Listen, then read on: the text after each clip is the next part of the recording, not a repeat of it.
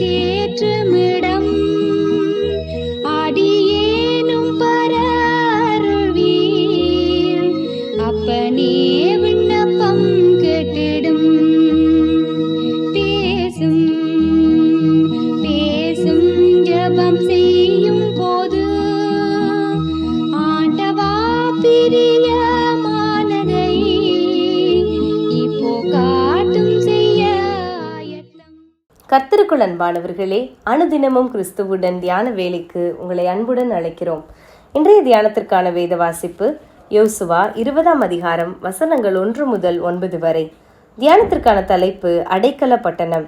அவைகள் உங்களுக்கு இரத்தப்பழி வாங்குகிறவனுடைய கைக்கு தப்பி போயிருக்கத்தக்க அடைக்கலமாயிருக்கும். யோசுவா 20:3. நியாயப்பிரமாண காலத்திலே கண்ணுக்கு கண் பல்லுக்கு பல் என்று குற்றம் செய்தவனுக்கு உடனடியாகவே தண்டனை என்னவென்பதும் தீர்மானிக்கப்பட்டிருந்தது. இப்போது தேவன் யோசுவாவுக்கு அடைக்கல பட்டணங்களை ஏற்படுத்தும்படி கட்டளையிடுகிறார். காரணம், கைப்பிசகாய் யாதொருவன் ஒரு குற்றத்தை செய்துவிட்டால் அவனை சபைக்கு முன்பாக நிறுத்தி விசாரிக்கும் மட்டும் அவன் பாதுகாப்பாக இருப்பதற்காகவே இந்த அடைக்கல பட்டணங்கள். கர்த்தர் நீதியுள்ளவர் அல்லவா?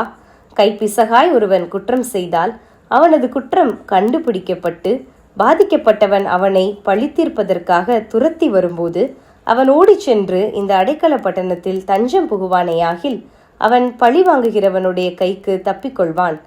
ஆனால் அவன் அடைக்கல பட்டணத்திற்குள் போய் சேருவதற்கு முன் பழி வாங்குகிறவனுடைய கைகளில் பிடிபட்டால் அவன் பழி தீர்க்கப்படலாம். ஆக அடைக்கல பட்டணம் குற்றம் செய்தவனுக்கு தற்காலிக அடைக்கலத்தை கொடுக்கிறது.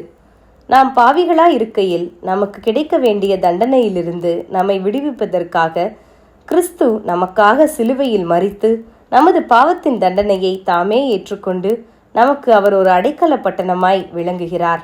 ஆனால் நாம் தான் கிறிஸ்துவாகிய அந்த அடைக்கல பட்டணத்தை நாடி வர வேண்டும். கிறிஸ்துவாகிய அடைக்கல பட்டணம் நமக்காக திறந்து வைக்கப்பட்டுள்ளது. நமக்காக அவர் எல்லாவற்றையும் முடித்தவராக இருக்கிறார். அதை நாம் விசுவாசித்து ஏற்றுக்கொண்டு அவரிடத்தில் ஓடி வரும்போது அவர் நம்மையும் ஏற்றுக்கொள்ள வல்லவராய் இருக்கிறார். அடைக்கல பட்டணம் இருப்பதை அறிந்திருந்தும் ஒருவன் அன்று அதை தேடி ஓடி வராவிட்டால் எப்படி அழிந்து போவானோ அதுபோலவே கிறிஸ்துவின் அன்பையும் அடைக்கலத்தையும் அறிந்திருந்தும் அவரை தேடி ஓடி வராவிட்டால் அவனும் தன் ஆத்தும ரட்சிப்பை இழந்து போவான். இன்று நமது நிலைமை என்ன?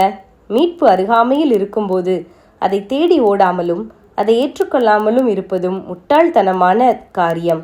ஆனால் நமக்கு மீட்பரையும் தெரியும், மீட்பும் தெரியும் என்றாலும் துணிகரமாக நாம் நடப்போமானால் தண்டனைக்கு தப்பித்துக் கொள்வது கடினமே. இரட்சணிய நாள் இன்றே. நாம் கிறிஸ்தவர்கள்தான், ஆனால் கிறிஸ்துவுக்குள் இருக்கிறோமா? நம்மை நாமே நிதானித்து அறிந்து கிறிஸ்துவிடம் சேர்ந்து அவரது அடைக்கலத்தை பெற்றுக்கொள்வோம். ஜெபம் செய்வோமா? அன்பின் தகப்பனே, எங்களை அழிக்க நினைத்த சத்ருவின் கையிலிருந்து எங்களை விடுவித்து எங்களுக்கு அடைக்கலமாயிருந்தீர். உமக்கு ஸ்தோத்திரம். ஆமேன்.